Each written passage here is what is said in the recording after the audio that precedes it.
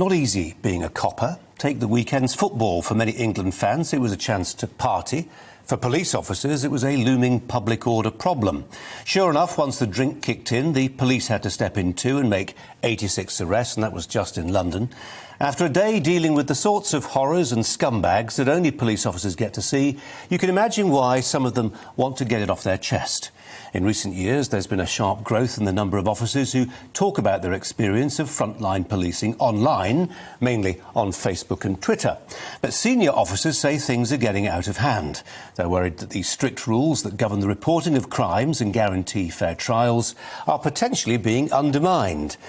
Not by pesky journalists, we've traditionally been a worry, but by bobbies on the beat with a digital profile. The North Yorkshire Force, for instance, has told its 1,357 officers that they must stop using personal accounts to tweet about their police work. If there's news to be shared with the public, it must come through official channels. Well, this hasn't gone down well. Mark Jones, the incoming chairman of the Association of Police and Crime Commissioners, said this week that these accounts give policing a human face, never more needed than after lockdown, when, it's fair to say, the idea of policing by consent was sometimes stretched to breaking point.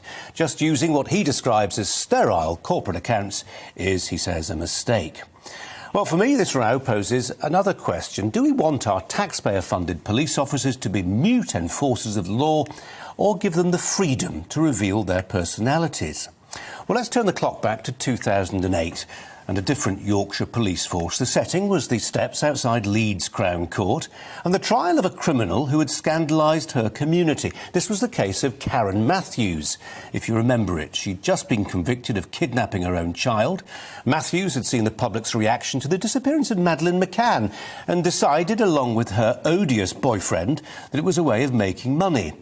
While the police and the public searched frantically for her daughter, Shannon, she had in fact been hidden in the loft of a nearby house.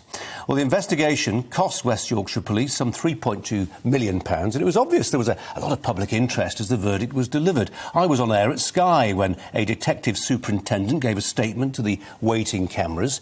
He described Matthews as pure evil. She was unquestionably a pretty vile character, but pure evil.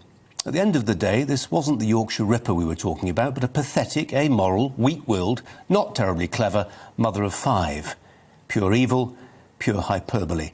And a sentencing judge later suggested as much. But as I sat in the studio that day, I wasn't alone in thinking that something was changing. A world in which police officers took the heat and emotion out of a crime appeared to have been replaced by one in which they injected subjectivity, opinion and feelings. It wasn't just that particular officer who, to be fair, had just brought a trying and difficult case to a successful prosecution. It was countless others too. Police officers outside courts or crime scenes addressing the cameras with phrases like, "In the course of my 30 years of policing, this is the worst crime I have ever seen." It all sounded so personal. Were officers seizing their moment in the spotlight? Was this a case of life imitating art, perhaps? If cop dramas show dramatic scenes of detectives emoting at press conferences, maybe real cops think that's the done thing. I don't know. None of us do. Only those we charge with the heavy responsibility of bringing to justice the most obnoxious and dangerous people we share the streets with can know what it's like to bring someone like that to book. But I think there's something to be said for saying nothing, whether that's in front of the cameras or online. We live in a world where feelings sometimes trump evidence and where justice is better served by focusing on the latter. I, for one, like our coppers to be boring.